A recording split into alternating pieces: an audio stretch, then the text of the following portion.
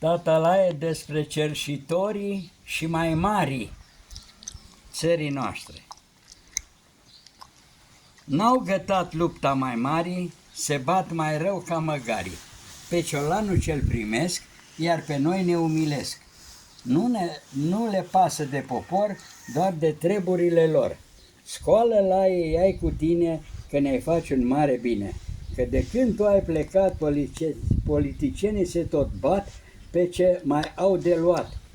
Pe tine te-au împușcat, datorii că ai achitat și locuințe le-ai dat la sărac și la bogat.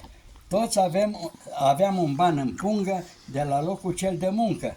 Adevăr, marfă n-a fost, dar tot făceam noi cumva rost. Azi e marfă, nu e bani, numai pe la bogătani. Statul l-au îndatorat și nu mai au bani de dat. Cerșetori ne-au declarat.